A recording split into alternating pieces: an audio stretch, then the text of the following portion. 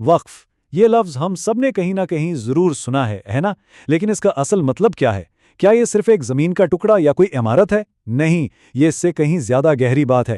چلیں آج اسی تصور کو سمجھتے ہیں جو ملکیت کے عام خیال سے بالکل مختلف ہے۔ تو سب سے پہلا اور سب سے بڑا سوال، وقف کی جو پراپرٹی ہوتی ہے اس کا مالک آخر ہے کون؟ اچھا، زیادہ تر لوگوں کا خیال یہی ہے کہ یہ مسلم کمیونٹی کی ملکیت ہے، لیکن کیا بات اتنی سیدھی ہے؟ کیا یہی پورا سچ ہے؟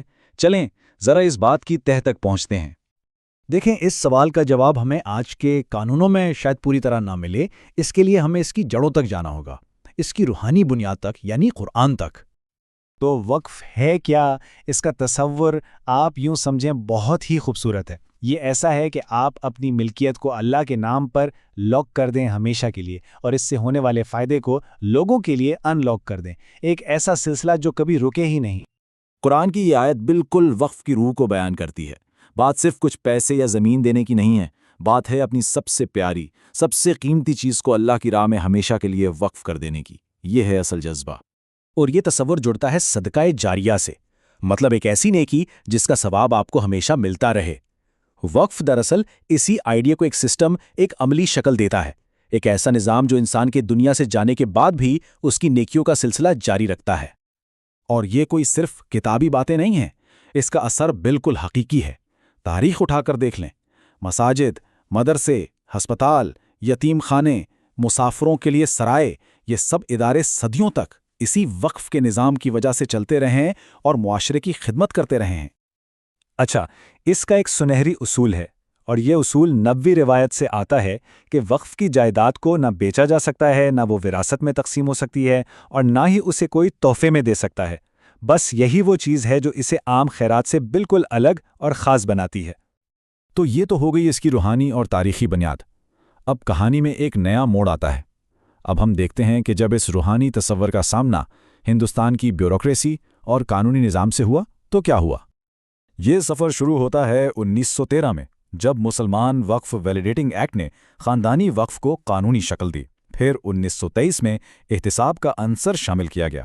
ایک بڑا قدم 1954 میں اٹھایا گیا جب ریاستی وقف بورڈ بنائے گئے تاکہ ان تمام املاک کا انتظام سنبھالا جا سکے۔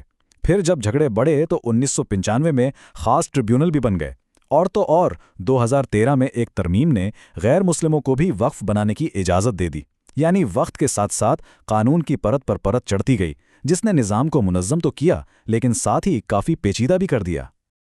تو اب سوال یہ پیدا ہوتا ہے کہ ایک طرف وہ روحانی آئیڈیل ہے جو ہم نے شروع میں دیکھا، اور دوسری طرف یہ قانونی نظام ہے۔ ان دونوں میں کتنا فاصلہ ہے؟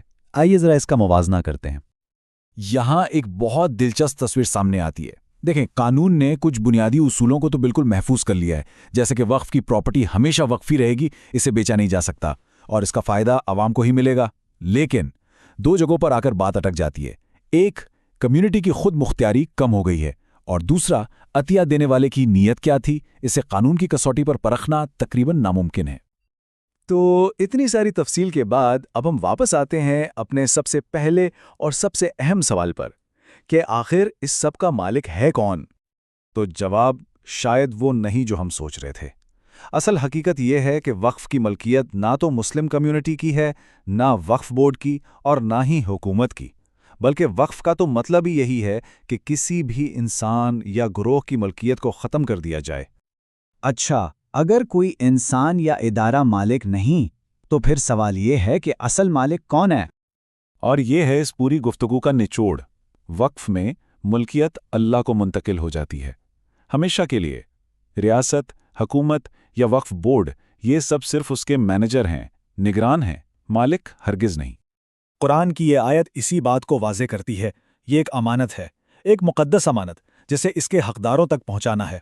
قانونی نظام اپنی جگہ ٹھیک ہے، لیکن اس کی اصل بنیاد ایک اخلاقی اور روحانی ذمہ داری ہے۔ اور آخر میں ایک سوال جو سوچنے پر مجبور کرتا ہے کہ اگر کسی چیز کی بنیاد ہی اخلاقیات اور امانت پر ہو تو کیا اسے صرف اور صرف قانون کے زور پر چلایا جا سکتا ہے؟ یہی وہ بنیادی کشمکش ہے جو آج بھی وقف کے تصور کے ساتھ جڑی ہوئی ہے۔